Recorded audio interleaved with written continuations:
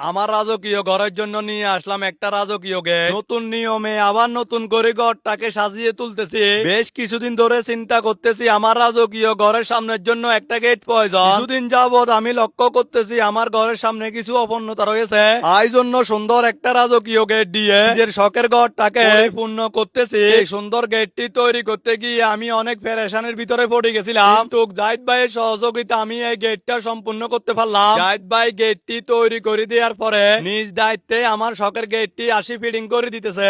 আলহামদুলিল্লাহ, যেটাই মন থেকে চেয়েছি সেটাই আল্লাহ তাআলা আমাকে নিজের মন মতো করে দিয়েছে। প্রিয় মেস্তরি ভাইরা তারা নিজের মতো করে কাজগুলো করতেছে। এটা অনেক ছোট হওয়াতে ফিটিং এ যাতে কোনো সমস্যা না হয়, এই জন্য আমি তাদেরকে কিছু পরামর্শ দিতেছি। আমার ঘরটা দেখে আরিফের মুখে কি হাসি। সবকিছু ছেড়ে আমি আমার রাজকীয় ঘরকে খুব ভালোবাসি। আপনারা ভাবতে পারেন এই গেটটা মাপ দিয়ে তৈরি করার পরেও কেন এত কাটাকাটি করতেছে। এর কারণ হচ্ছে গেটটা যদি ফিটিং এ 19-20 হয়ে যায় আমার ঘরের সামনের ডিজাইনটা দেখতে অন্যরকম হয়ে যাবে। এই জন্য ঘরের অরিজিনাল লুকটা আনার জন্য এত কাটাছিড়া করতেছে। এটা আপনাদের মতিন আর্জেন্টিনার শখের ঘর বলে কথা। পুরো কাজটা সুন্দর মতো শেষ করে শেষ ফিনিশিংটা যদি সুন্দর মতে না দিতে পারে তাহলে আমার দীর্ঘ 1 বছরের কষ্টে পানিতে যাবে। অনেকক্ষণ যুদ্ধ করার পর মেস্তরি ভাইরা অনেক ক্লান্ত হয়ে গেছে।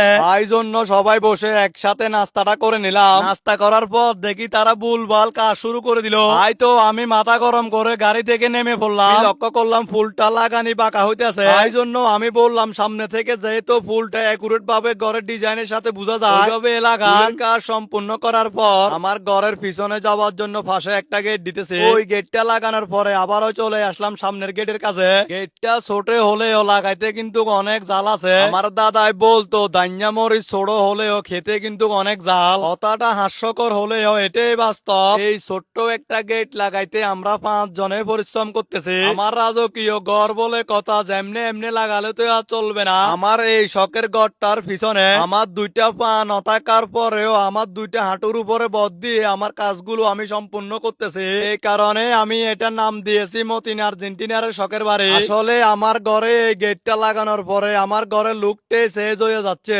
অবশেষে আমার গেটের কাজ সম্পূর্ণ হবার পথে। তাই তো আমি দেখতেছি এটা কেমন দেখায়। গেটটা কমপ্লিট করার পর গেটের লক গুলো আটকানোর জন্য ড্রিল মেশিন দিয়ে গর্তগুলো করে নিচ্ছে।